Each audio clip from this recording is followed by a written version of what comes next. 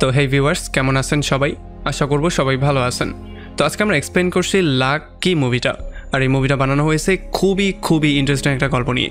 আসলে এই মুভিতে এত বেশি পরিমাণে টুইস্ট আছে, আমি আপনাকে প্রমিস করে বলতে পারি যে এর আগে কোনো মুভিতে আপনি এত বেশি পরিমাণে টুইস্ট দেখতে পাননি। যেমন বুঝতেই পারছেন ভিডিওটা কতটা ইন্টারেস্টিং হতে যাচ্ছে। সো চলুন কথা না বাড়িয়ে শুরু করি আজকের ভিডিও। তো এই গল্পের শুরুতে আমরা দেখতে পারি কোনো একটা বৃষ্টির রাতের মধ্যে একটা গাড়ি হাইওয়েতে দাঁড়িয়েছিল। আর এই গাড়ির মাঝখানে একটা লোক প্লাস্টিকের গ্লাভস আর প্লাস্টিকের ড্রেস পরার ট্রাই করছিল। আসলে সে এগুলো বৃষ্টি থেকে বাঁচার জন্য পড়ছিল না, সে এগুলো পড়ছিল যাতে করে কোনো প্রমাণ পাওয়া না যায় এই জন্য।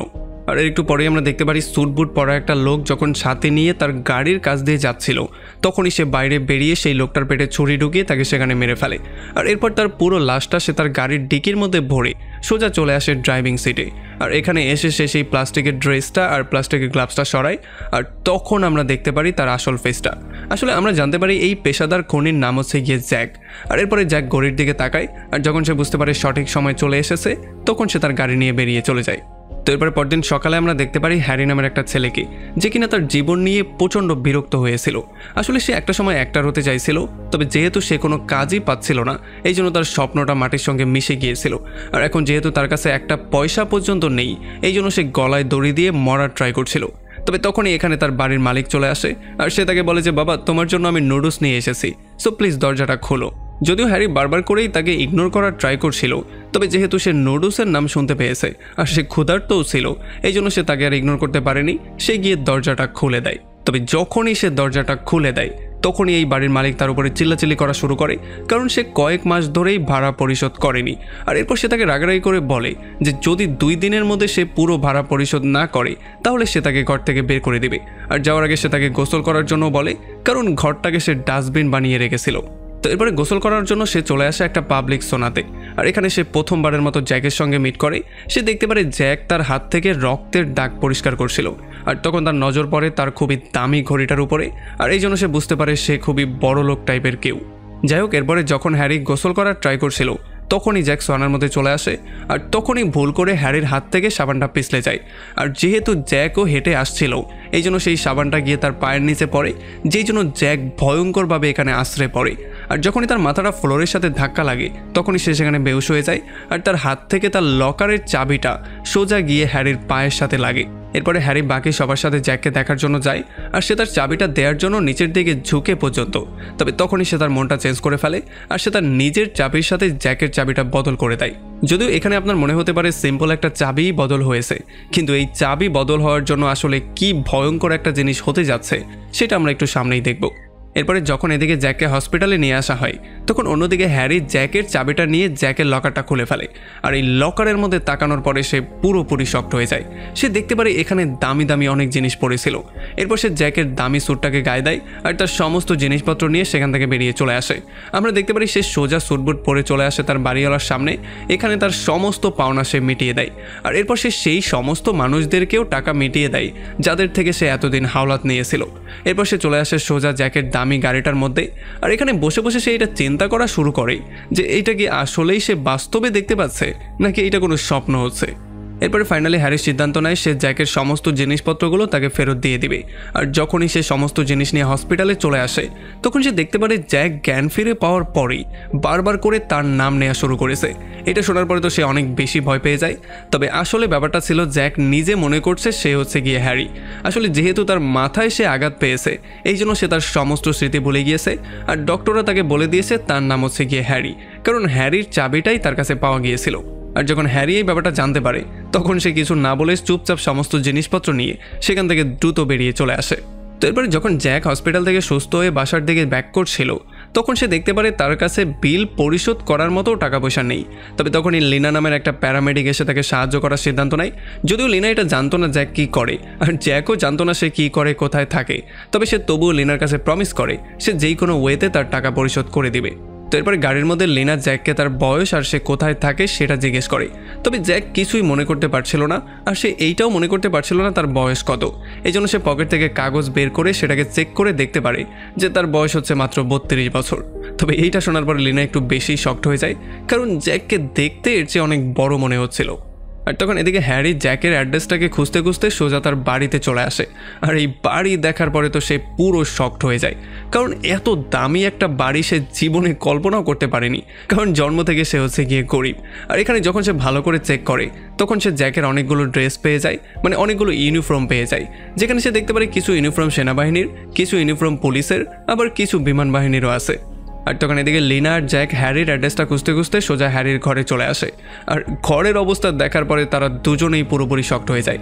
আসলে জ্যাক ঘরের অবস্থা দেখার পরে এইটা চিন্তা করছিল যে সে এতটাই গরিব হয়ে গেছে যে সে এইরকম একটা নোংরা ঘরের মধ্যে থাকে, সে কেন এখানে বাস করে সে নিজেও এই ব্যাপারটা বুঝতে পারছিল না। আর তখনই লিনা রেডিওতে একটা অ্যাক্সিডেন্টের সিগন্যাল পায়, এই জন্য সেখান থেকে চলে যাওয়ার ট্রাই করে। তবে জ্যাক বলে যে তোমার টাকাটাও তো আমি ফেরত দেইনি এখন পর্যন্ত। তবে তখন লিনা বলে ঠিক আছে, সমস্যা নেই, আমরা আবারও মিট করব, তখন তুমি আমার টাকা ফেরত দিয়ে দিও। আর এদিকে যখন হ্যারি সেই ভিআইপি ঘরের মধ্যে বসে ফাইনালি টিভি দেখার সিদ্ধান্ত নেয়, তখন টিভি অন করার সঙ্গে সঙ্গে সে পুরোপুরি শকড হয়ে যায়। সে দেখতে পারে টিভিতে অন্য কোনো চ্যানেল প্লে হওয়ার জায়গায় পাশের একটা মহিলার বাসার লাইভ সিসিটিভি ফুটেজ চলছিল, যেখানে সেই মহিলাটা ইয়োগা করছিল। আর তখন এদিকে জ্যাকও নিজের সম্পর্কে আরও একটু বেশি জানার ট্রাই করছিল, এই জন্য সে ফাইনালি সিদ্ধান্ত নেয় আশেপাশে যারা বাস করে তাদের সঙ্গে কথাবার্তা বলে সে নিজের সম্পর্কে আরও কিছু ইনফরমেশন বের করবে, কারণ যেহেতু সে সব কিছু ভুলে গিয়েছে। এই জন্য সে সবার দরজায় নক করে সবার সাথেই কথা বলার ট্রাই করে, তবে কেউই তার সাথে কথাবার্তা বলতে চাচ্ছিল না। তবে যারা দরজা খুলছিল তাদেরও মনে হচ্ছিল যে সে হয়তোবা কোনো সেলসম্যান হতে পারে যে কিনা কিছু একটা বিক্রি করার জন্য এসেছে, এই জন্য কেউই তাকে পাত্তা দিচ্ছিল না। তবে তখন সে দেখতে পারে একটা লোক প্রচণ্ড রাগ হয়ে এদিকে আসছে, আর সে তার সাথেও কথা বলার ট্রাই করে। তবে তখন এই রাগী লোকটা প্রচণ্ড রাগের মাথায় এসে জ্যাকের উপরেই আক্রমণ করার ট্রাই করে। তবে তখনই জ্যাকের হাত পা অটোমেটিকলি চলা শুরু করে, আর সে তাকে আচ্ছা রকম ধোলাই করে যেই কোনো ওয়েতে নিজের প্রোটেকশন দেয়।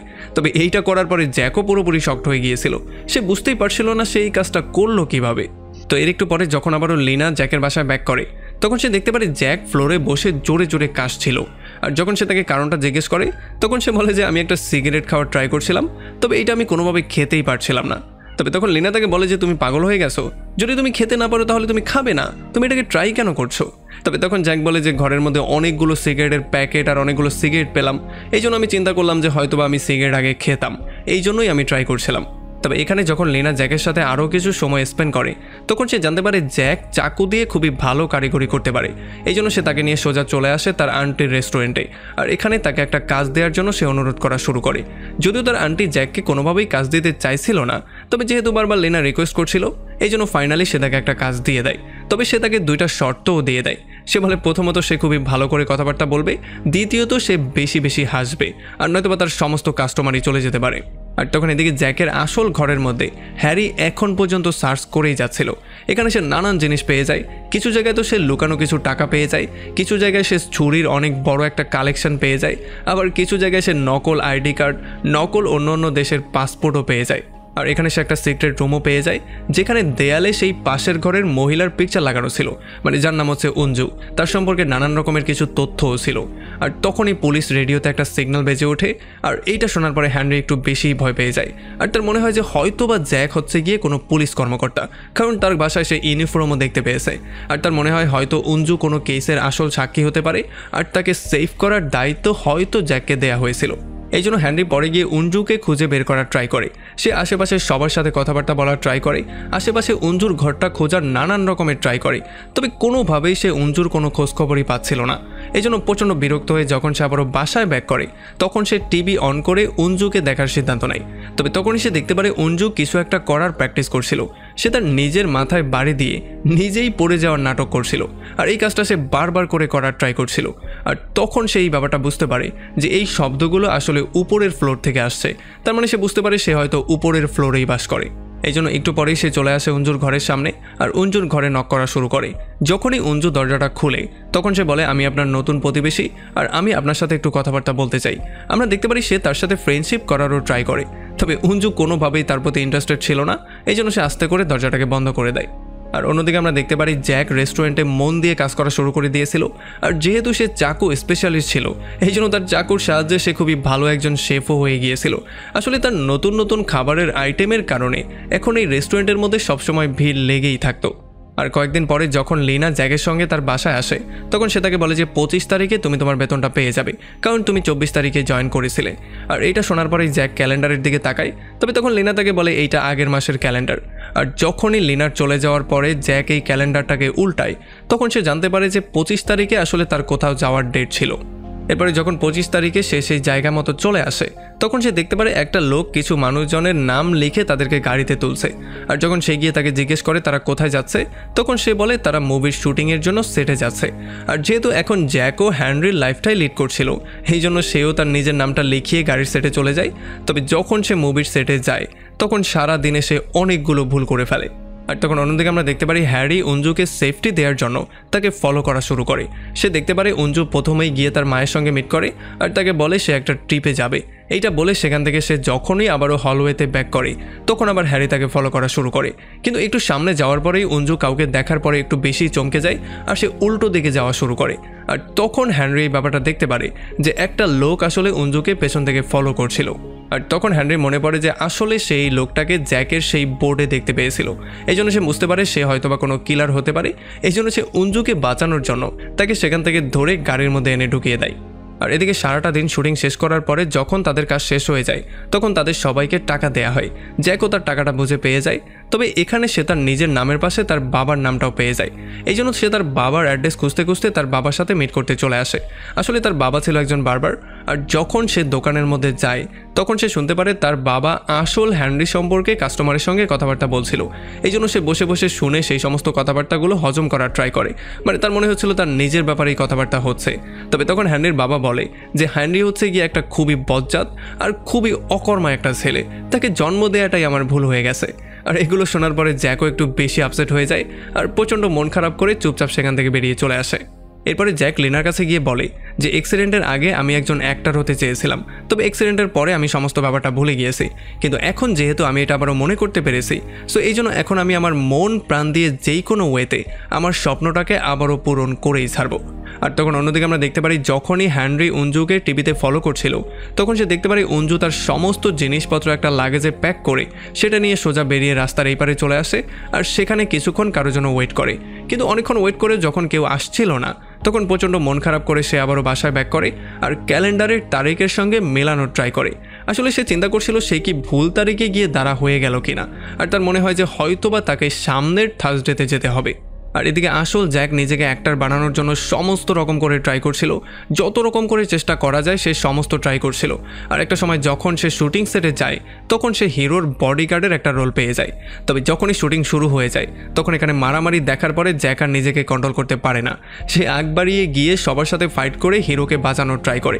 আর যখন এখানে শুটিংটা কাট হয়ে যায় তখন ডিরেক্টর এসে তার কাছে তার নামটা জিজ্ঞেস করে। জ্যাকের মনে হয়েছিল হয়তোবা সে সমস্ত ব্যাপারটা নষ্ট করে দিয়েছে, এই জন্য সে ডিরেক্টরের কাছে মাপ চায়। তবে আসলে ডিরেক্টর তার এই ফাইটিং স্কিল দেখার পরে খুবই ইমপ্রেস হয়ে গিয়েছিল। আর এরপর আমরা দেখতে পারি পরবর্তী থার্সডেতে অঞ্জু তার সমস্ত জিনিসপত্র নিয়ে আরও একবার রাস্তার পাড়ে গিয়ে দাঁড়া হয়ে যায়। তবে সে যার জন্যই ওয়েট করছিল অনেকক্ষণ ওয়েট করার পরেও সে তাকে নিতে আসে না। এরপরে এদিকে যখন জ্যাকের পরবর্তী শুটিং চলে আসে তখন তাকে ডায়লগ বলতে দেয়া হয়, কিন্তু সে ডায়লগ কোনোভাবেই মুখস্থ করতে পারছিল না। আর যখন শুটিং শুরু হয়ে যায় তখন তার সমস্ত ডায়লগগুলো সে যদিও ভুলে যায় তবে সে রাগের মাথায় উল্টাপাল্টা দুইটা কথা বলে দেয়। তবে ডিরেক্টরের এই দুইটা কথাই অনেক বেশি পছন্দ হয়ে যায়। আর এরপর যখন তার ফাইটিং সিন চলে আসে তখন সে তার ফাইটিং স্কিল দিয়ে একে করে সবাইকে পেটানো শুরু করে। আর এমন করে সে সবাইকে তার স্কিল দিয়ে মুগ্ধ করে ফেলে। খুব শীঘ্রই তার এই এপিসোডটা টিভিতেও চলে আসে। আর রেস্টুরেন্টের অনেকগুলো গ্রাহক এটা দেখার পরে তাকে চিনেও ফেলে। এই জন্য সবাই তার উপরে ইমপ্রেস হয়ে যায় আর তার সাথে সেলফি নেওয়ার ট্রাই করে। আর এদিকে যেহেতু আস্তে আস্তে করে সময় পার হয়ে যাচ্ছিল এই জন্য হ্যারিও অঞ্জুর সাথে কথাবার্তা বলার ট্রাই করে একটা সময় সফল হয়ে যায়। আর তারা দুজন আস্তে আস্তে একে অন্যের কাছে আসা শুরু করে। আস্তে আস্তে করে হ্যারিও তার সঙ্গে কথা বলে তার বিশ্বাস জয় করার ট্রাই করে। আর একটা সময় আমরা দেখতে পারি তারা দুজন এতটাই ক্লোজ হয়ে যায় মানে তারা একে অন্যকে চাওয়াই শুরু করে। আর এদিকে যখন আসল জ্যাক তার পরবর্তী দিনে শুটিং করার জন্য সেখানে যায় তখন হিরোর প্রডিউসারকে কল দিয়ে পুরো স্টোরিটাকেই চেঞ্জ করে দেওয়ার জন্য বলেছিল, কারণ তার ভয় ছিল যে জ্যাক না আবার তার চেয়ে বেশি ফেমাস হয়ে যায়। এই জন্য যখন এই স্টোরিটা পুরোপুরি শেষ হয়ে যায় আর মানুষ টিভিতে এটা দেখতে পারে তখন তারা এটা বুঝতেই পারছিল না যে আসলে গল্পের আগা কোথায় আর মাথা কোথায়। তবে সেই দিন রাতের বেলায় জ্যাকের বাড়িতে একটা ফোনের রিং হয় যেটাকে হ্যানরি পিক করে। আর এই লোকটা ফোন দেওয়ার পরেই তাকে বলে দ্রুত তার সঙ্গে মিট করার জন্য। এই জন্য হ্যানরি দ্রুত একটা মাস্ক আর একটা চশমা পরে সোজা চলে আসে সেই লোকেশনে তাদের সঙ্গে মিট করার জন্য। সে দেখতে পারে এখানে সবাই তাকে খুবই সম্মান দিয়ে কথা বলছিল, কারণ তারা এটা খুব ভালো করেই জানতো যে জ্যাক কতটা ভয়ঙ্কর পার্সন। আর এরপর তারা তাকে বলে আগের মাসের 25 তারিখে তোমার অঞ্জুকে মারার কথা ছিল, তবে তুমি এই কাজটা এখনও সম্পন্ন করোনি।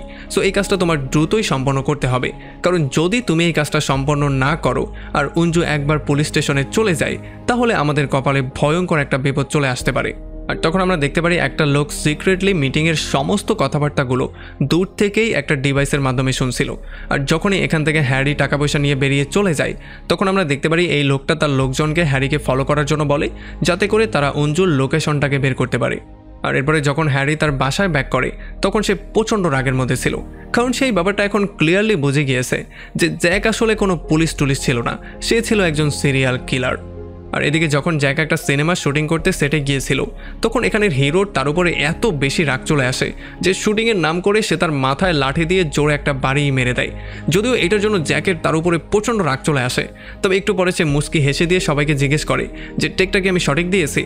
আর তখন এদিকে আমরা দেখতে পারি হ্যারি এখন থেকে জ্যাককেও ফলো করা শুরু করে দিয়েছে, কারণ সেই সমস্ত ব্যাপারগুলোর আসল কারণটা জানতে চায়। তবে একটা পর্যায়ে জ্যাক ওই ব্যাপারটা বুঝতে পারে, এই জন্য সে তাকে মাঝখানেই ধরে ফেলে। আর সে তাকে জিজ্ঞেস করে যে তুমি আমাকে ফলো কেন করছো, তুমি কি আমার কোনো ফ্যান ট্যান নাকি? তখন সে বলে, হ্যাঁ স্যার, আমি আপনার অনেক বড় একজন ফ্যান, প্লিজ আমার বিজিতে একটা সিগনেচার করে দিন। আর আমরা দেখতে পারি জ্যাকও কোনো চিন্তাভাবনা না করে তার বিজিতে একটা সিগনেচার করে দেয়। এরপরে পরবর্তী থার্সডেতে অঞ্জু ব্যাগ গুছিয়ে আবারও গিয়ে রাস্তায় দাঁড়া হয়ে যায়, তবে এইবারও কেউ আসছিল না। আর তখন হ্যানরি ফাইনালি সিদ্ধান্ত নেয় সে তার মুখোমুখি হবে, এই জন্য সে গিয়ে তার সামনে দাঁড়া হয়ে যায়। আর সে গিয়ে তাকে বলে যে আমি হচ্ছে একজন পুলিশ অফিসার, যাকে কিনা দায়িত্ব দেওয়া হয়েছে তোমার সেফটির জন্য। আর এটা বলার পরে সে তাকে জড়িয়ে ধরে। আর তখন আমরা বুঝতে পারি আসলে সে তার প্রেমেই পড়ে গিয়েছে, এই জন্য সে তাকে যেই কোনো ওয়েতে সেভ করতে চায়। তবে তখন সেই বড়লোক ব্যবসায়ীর গুন্ডা পান্ডারা অলরেডি তার সমস্ত পিকচার ক্লিক করে সেগুলো তার বসকে নিয়ে দেখিয়েও দিয়েছে। আর এই জন্য তার বস প্রচণ্ড রাগ করে তাদের দুজনকেই মেরে ফেলার অর্ডার দিয়ে দেয়। আর তখন এদিকে আমরা দেখতে পারি লেনা আর জ্যাকও অনেকটা ক্লোজ হয়ে যায়, এই জন্য তাদের মধ্যেও একটা প্রেমের সম্পর্ক হয়ে যায়। পরদিন সকালবেলা যেহেতু জ্যাকের ছুটি ছিল, এই জন্য সে লেনা আর তার পুরো ফ্যামিলিকে একটা পিকনিকের জন্য নিয়ে যায়। এখানে তারা সবাই অনেক বেশি ফুর্তি করে। আর জ্যাক একটা জায়গায় শুয়ে আকাশের দিকে তাকিয়ে বলা শুরু করে যে এই জীবনটা এখন আমার অনেক বেশি ভালো লাগছে, আমি এই জীবনটাকে উপভোগ করা শুরু করছি। তবে যখন সে আবারও রাতের বেলায় বাসার দিকে ব্যাক করছিল, তখন বাইরে অনেক বেশি বৃষ্টি হচ্ছিল। আর যখনই রেডিওতে একটা গান প্লে হয়, তখন জ্যাকের আস্তে আস্তে করে আগের জীবনের সমস্ত ব্যাপারগুলো মনে হওয়া শুরু হয়। অ্যাক্সিডেন্টের আগের সমস্ত ব্যাপারগুলো তার আস্তে আস্তে মনে আসা শুরু হয়ে যায়। আর সে এই ব্যাপারটাও মনে করতে পারে যে সে আসলে হচ্ছে একজন সিরিয়াল কিলার। এই জন্য সে ফাইনালি চলে আসে তার আসল বাসার মধ্যে, আর সে অঞ্জুর সাথে মিট করার ট্রাই করার সিদ্ধান্ত নেয়। তবে যখনই হ্যানরি দরজা খুলে জ্যাককে দেখতে পারে, তখন তার মনে হয় যে হয়তোবা জ্যাক তাকে মারার জন্য এসেছে, এই জন্য সে জ্যাককে কোনোভাবে ভেতরে আসতেই দিতে চাইছিল না। কিন্তু জ্যাক হচ্ছে গিয়ে জ্যাক, সে তাকে আচ্ছা রকম ধোলাই করে ঘরের মধ্যে চলে তো আসেই, বরং সে তাকে মেরে ফেলারই ট্রাই করে। তবে তখন অঞ্জু এসে তাকে এখানে আটকে দেয়। আর এরপরে জ্যাক এই ব্যাপারটা ক্লিয়ার করে তাদেরকে বলে যে সে আসলে কোনো সিরিয়াল কিলার টিলার ছিল না। আসলে যখনই আন্ডারওয়ার্ল্ড থেকে কাউকে মারার জন্য তাকে ডিল দেয়া হতো, তখন সে প্রথমেই তার সম্পর্কে রিসার্চ করে তাকে গিয়ে এই ডেথ সম্পর্কে সমস্ত ব্যাপারগুলো জানিয়ে দিত। আর সে তাদেরকে একটা মৃত্যুর নাটক করার জন্য বলতো, যাতে করে তাদেরকে সে দূরে কোথাও নিয়ে দিয়ে আসতে পারে, আর সেখানে তারা খুবই ভালো একটা লাইফ লিড করতে পারে। আর আন্ডারওয়ার্ল্ডের মানুষেরও মনে হয় যে হয়তোবা জ্যাক তাকে খুন করে ফেলেছে। আর তাছাড়া যেই মানুষগুলোর সাথে সে এমন করতো, সেই মানুষগুলোর কাছে রাজি হওয়া ছাড়া আর অন্য কোনো উপায়ও ছিল না, কারণ যদি জ্যাক তাদেরকে না মারে তাহলে অন্য কেউ এসে তাদেরকে মেরে ফেলবে। এই জন্য এমন করেই কাউকে না মেরে জ্যাক দুই দিকের মানুষকেই হ্যাপি করে দিত, আর সে মাঝখান থেকে টাকাগুলোও ইনকাম করে ফেলতো। এরপর সে বলে যে একদিন অঞ্জুকে মারার জন্য তাকে একটা মিশন দেওয়া হয়েছিল, কারণ অঞ্জুর কাছে এমন একটা পেন ড্রাইভ আছে, যেই পেন ড্রাইভটা যদি পুলিশের কাছে চলে যায় তাহলে একটা বিশাল বড় বিজনেসম্যান বিশাল একটা বিপদে পড়ে যাবে। এই জন্যই অঞ্জুকে মারার জন্য তাকে ডিল দেওয়া হয়েছিল। এই জন্য জ্যাক তাকে বলে তোমার দ্রুত এখান থেকে বিদেশে পালিয়ে যেতে হবে, যাতে করে তুমি একটা ভালো লাইফ লিড করতে পারো। তবে অঞ্জু তাকে এটা ক্লিয়ার করে জানিয়ে দেয় যে সে হ্যানরিকে বাদ দিয়ে কোনোভাবেই এখান থেকে যাবে না, কারণ এখন হ্যানরির লাইফটাও বিপদের মধ্যে আছে, আর সে হ্যানরিকে ভালোবাসে। তবে হ্যানরি তাকে ক্লিয়ারলি এটা বলে দেয় যে আমি তো আমার জীবন নিয়ে এমনিতেই অনেক বিরক্ত হয়েছিলাম, আমি তো যে কোনো সময় এমনিতেই মারা যেতাম, সো তুমি তোমার জীবনটাকে সেভ করো, তুমি তার কথা মতো তার সঙ্গে চলে যাও। তবে আসলে জ্যাকের মাথায় একটা নতুন প্ল্যান ছিল, যেখানে তারা তিনজনেই নিজের মতো করে মারা যাবে, যাতে করে তারা তিনজনই নতুন করে একটা লাইফ শুরু করতে পারে। তবে যদি তারা এই মিশনটাকে সাকসেসফুল করতে চায়, তাহলে তাদেরকে অনেক হাই পারফরমেন্সও দিতে হবে, কারণ যদি কেউ 19 থেকে 20ও টের পেয়ে যায়, তাহলে তাদের সবাইকে তারা সেখানেই শেষ করে দিবে। এরপরে জ্যাক সোজা চলে আসে শেষবারের মতো লেনার সঙ্গে মিট করতে, আর সে তাকে বলে যে আমি আমার আগের লাইফের সমস্ত ব্যাপারগুলো মনে করতে পেরেছি, সো আমি সেই লোকটা না যেই লোকটাকে তুমি চাইতে, সো আমার এখান থেকে চলে যাওয়াই উত্তম হবে, আর তুমি তোমার নিজের খেয়াল রাখবে, কারণ আমি আর তোমার লাইফে কোনোদিনও ব্যাক করবো না। তবে লিনাও তাকে ক্লিয়ারলি এটা জানিয়ে দেয় যে তোমার আগের লাইফ নিয়ে আমার কোনো সমস্যাই নেই, তুমি আগে কি ছিলে না ছিলে এতে আমার কিছু যায় আসে না, আমার এখন শুধু তোমাকেই দরকার। তবে জ্যাক তার কথা সম্পূর্ণ ইগনোর করে গাড়িতে উঠে সেখান থেকে বেরিয়ে চলে যায়। তবে তার যাওয়ার পরে লিনার কাছেও কিছু সন্দেহজনক মনে হয়, এই জন্য সে অ্যাম্বুলেন্স নিয়ে সোজা জ্যাককে ফলোই করা শুরু করে। এরপরে জ্যাক সোজা চলে আসে একটা ওয়্যার হাউসের মধ্যে, যেখানে তারা এই প্ল্যানটাকে এক্সিকিউট করার প্ল্যানিং করেছিল। আসলে আমরা দেখতে পারি অঞ্জুকে নিয়ে হ্যানরি সোজা মধ্যে চলে আসে, আর সেই বিজনেসম্যানের লোকজনও তার উপরে নজরদারি করছিল। এখানে হ্যানরি তাদেরকে বলে যে আমি অঞ্জুর সাথে প্রেমের নাটক করেছিলাম এই জন্য যাতে করে তাকে খুব সহজেই আমি ফাঁদে ফেলতে পারি। আর এরপর সে তাকে মেরে ফেলার একটা নাটক করে, আর সেই পেন ড্রাইভটাকে সে সেই বিজনেসম্যানের লোকদের কাছে ছুঁড়ে মারে। তবে যখনই তারা পেন ড্রাইভটা তুলতে যাচ্ছিল তখনই এখানে আসল জ্যাক চলে আসে। তারা প্রথমে তাকে দেখার পরেই পুরোপুরি শক্ট হয়ে যায়, কারণ তারা বুঝতেই পারছিল না এই লোকটা কে। তবে এরপরেই তারা জানতে পারে যে আসলে এই লোকটা হচ্ছে গিয়ে সেই লোকটা যাকে তারা দ্বিতীয়বার হায়ার করেছিল জ্যাককে মার্ডার করার জন্য, মানে আসল হ্যারিকে মার্ডার করার জন্য। আর তখন আমরা দেখতে পারি যখন তাদের লিডার জ্যাক আর অঞ্জু দুজনকেই মারার অর্ডার দিয়েছিল, তখন তারা অনেকগুলো কিলারকে একসাথে কল দিয়েছিল, যেখানে কয়েকটা ফোন তো জ্যাকের নিজেরই ছিল। এরপরে খুব শীঘ্রই জ্যাক আর হ্যানরির মধ্যে মারামারি শুরু হয়ে যায়। আমরা দেখতে পারি তারা একে অন্যকে আচ্ছা রকম ধোলাই করা শুরু করে। একটা ভয়ঙ্কর অ্যাক্টিং করার পরে তারা দুজন একটা সময় সামনাসামনি চলে আসে। আর তখনই আমরা দেখতে পারি অঞ্জুর হাতে একটা স্পেশাল রিমোট কন্ট্রোল ছিল। তবে এরপরে যখনই তারা প্ল্যানটা এক্সিকিউট করতে যাচ্ছিল তখনই সমস্ত প্ল্যানটা নষ্ট হয়ে যায়, কারণ এখানে লেনা চলে আসে। আর সে যেই কোনো মূল্যে জ্যাককে এখান থেকে নিয়ে যাওয়ার ট্রাই করে। জ্যাক তাকে ধাক্কা দিয়ে সরিয়ে দেওয়ার ট্রাই করে, তাকে দূরেও পাঠিয়ে দেওয়ার ট্রাই করে। তবে কোনোভাবেই সে জ্যাককে না নিয়ে যাচ্ছিল না, বরং সে জ্যাকের হাত থেকে সেই নকল চাকুটা পর্যন্ত ফেলে দেয়। এই জন্য জ্যাক বাধ্য হয়েই হ্যানরিকে ইশারা দিয়ে বলে যে তার জুতার মধ্যে যেই চাকুটা সে লুকিয়েছে সেইটা দিয়ে যাতে করে সে তার উপরে আক্রমণ করে। আর যখনই হ্যানরি ঠিক এমনটাই করে তখন জ্যাক লিনাকে তার পেছনে নিয়ে নেয় যাতে করে এই নকল চাকুটা তার পেটের মধ্যে লাগে, আর সবাই মনে করে সে মারা গিয়েছে। আর তখন সে আবার অঞ্জুকে ইশারা করে কাজটা করার জন্য বলে। আর যখনই অঞ্জু সেই রিমোটের মধ্যে চাপ দেয় তখনই বিশাল বড় একটা কন্টেইনার এসে তাদের উপরে পড়ে। আর যখন সেই গুন্ডারা কন্টেইনারের কাছে এসে চেক করার ট্রাই করছিল তখন মাঝখানে জ্যাক লিনাকে কোনো রকমের থামানোর ট্রাই করছিল, মানে যাতে করে সে চুপ করে থাকে। আর তখনই হ্যানরি একটা সুইচের সাহায্যে নিচে দিয়ে কিছু নকল রক্ত বের করে দেয়, আর এই গুন্ডারাও এই জালের মধ্যে ধরা পড়ে যায়। মানে তাদের মনে হয় তারা সবাই মারা গিয়েছে, এই জন্য তারা নিশ্চিত হয়ে সেখান থেকে বেরিয়ে চলে যায়। আর যখনই তারা বেরিয়ে চলে যায় তখন কন্টেনারের মধ্য থেকে তারা সবাই বেরিয়ে আসে। আর এখন যেহেতু অঞ্জু আর হ্যানরিও জীবনে বেঁচে গেছে এই জন্য তারা একে অন্যকে জড়িয়ে ধরে নিজেদের ভালোবাসার কথা জানায়। এরপরে জ্যাকও লিনাকে ফলো করে সোজা তার অ্যাম্বুলেন্সে চলে আসে। আর এখানে সে তাকে জানায় যে তার আসল বয়স হচ্ছে 45 বছর। তবে লিনা তেমন কোনো অ্যান্সার না দিয়ে তাকে সোজা তার শুটিং সেটে নিয়ে আসে। আর এখানে শুটিং সেটে যখন সে শুটিং করছিল তখন সে এমন করে তার ডায়লগগুলো ডেলিভার দিচ্ছিল যেন মনে হচ্ছিল সে লিনার সঙ্গেই কথাবার্তা বলছে। সে তাকে বলে যে হিসেব করলে তো আমার এখান থেকে চলে যাওয়া উচিত, তবে আমি কোনোভাবে চাইলেও এখান থেকে যেতে পারবো না, কারণ আমিও তোমাকে ভালোবেসে ফেলেছি। আমি আমার পুরনো জীবনটাকে পুরোপুরি ভুলে গিয়ে নতুন করে নতুন একটা শুরু তোমার সঙ্গে করতে চাই, এই জন্যই আমি এখানে রয়ে গেছি। আর এইটা শোনার পরে লিনাও অনেক বেশি হ্যাপি হয়ে যায়, যেমন আমরা বুঝতে পারি তাদের মধ্যেও সম্পর্কটা এখন ঠিক হয়ে গেছে। আর এমনই একটা হ্যাপি এন্ডিং নিয়ে এই পুরো মুভিটা এখানেই শেষ হয়ে যায়। সো আমাকে কমেন্ট করে জানান কেমন লাগলো ভিডিও। যদি ভালো লাগে তাহলে অবশ্যই একটা লাইক করবেন, আর যদি এখনও আমাদের চ্যানেলটা সাবস্ক্রাইব করে না থাকেন তাহলে প্লিজ করে ফেলুন। তো আমাদের দেখা হবে অন্য কোনো ভিডিওতে অন্য কোনো একদিন। Till then, take care.